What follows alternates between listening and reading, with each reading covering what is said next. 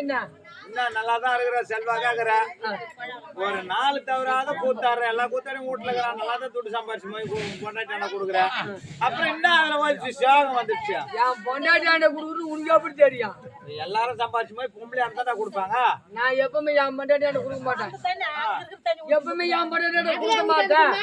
கொடுக்குற பழக்கமும் கிடையாது அடுத்த பொண்டாட்டி அண்ணா கொடுப்பேன்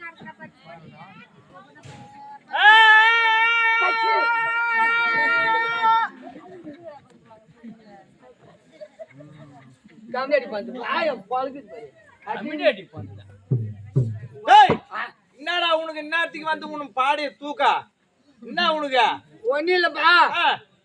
எனக்கு என் பொண்டாட்டியும் கல்யாணம் ஆகி உனக்கும் பொண்டாட்டிக்கு என்ன ஆகும் உனக்கும் உன் தங்கச்சிக்கு ஆகும் ஓ நாதா இருக்கு போந்த பையா எவனாவது நல்லா வாங்கினா கோலார் ஆமிச்சு என் டாலி அறக்குறானுங்க கடை கோருங்க உனக்கும் உன் முறை பொண்ணுங்க தான் கல்யாணம் ஆகும் அப்படி முறை பொண்ணா பொண்டாட்டிக்கு உன வச்சுக்க கல்யாணம் ஆகி திருமணம் முடிஞ்சுது அப்படியானா நல்லது இப்போ உன் பொண்டாட்டிக்கு எனக்கு ஆனாதான் ஊர்ல நாலு விதமா பேசுவாங்க சனீஸ்வரன் கோயில சுத்துறாங்க அப்படி நடந்து 10 வருஷமா எனக்கு புள்ளியே கிடையாது உனக்கு இல்லையா பொண்டாட்டி இல்லையா இல்ல நான் கூடவே இருக்கிறேன் இன்னும் உழக்கிற மாதிரி இன்னத்துக்கு சுத்தின்னு வரேன் ஒரு வார்த்தை ஏமா காயில ரூபாய் வாங்குறியா இந்த ரூபாய் வாங்கிமா என்ன புண்ணியம் என்ன சந்தோஷமா இருக்குதா இப்ப துட்டு எல்லாம் நல்லா தான் கொடுக்குறேன் 10 வருஷமா புள்ள இல்ல நீ என்கிட்ட ஒரு வார்த்தை சொல்லிருந்தா சொல்லி என்ன பண்ணிருப்பா நான் கொடுத்துருப்பா ஏன்னா நீ கொடுக்குறவனா இருந்தா நான் சொல்லிருப்பேன் நீ ஆளு வளமா கட்டி அதான் சொல்லல உங்கள்கிட்ட இல்லன்னா நான் சொல்லிருப்பேன் ஏன்னா எதுவோ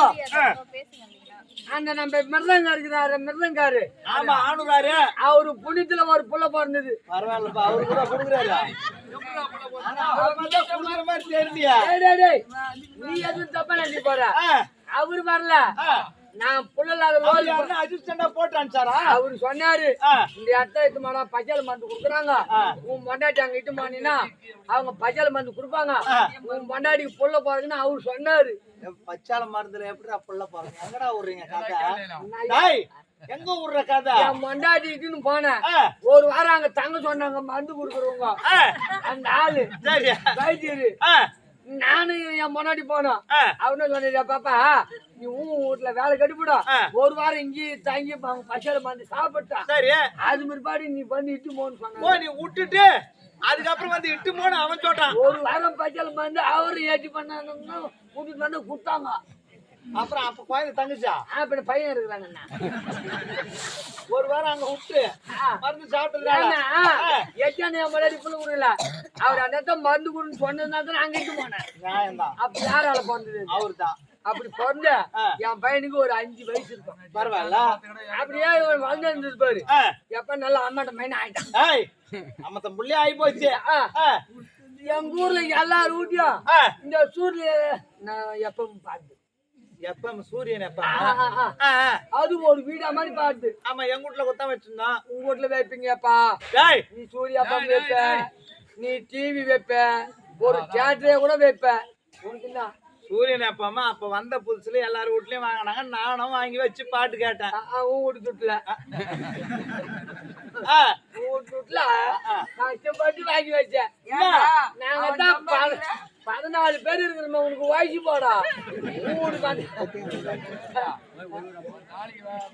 நீ கூத்தாடும் போது என்ன ஏமாத்து வீட்டுல இருந்த கூத்தாடும் போது இது மாதிரி இதை விட சின்னதா இருக்கு இப்ப எந்த மாதிரி வீட்டுல இருக்கிற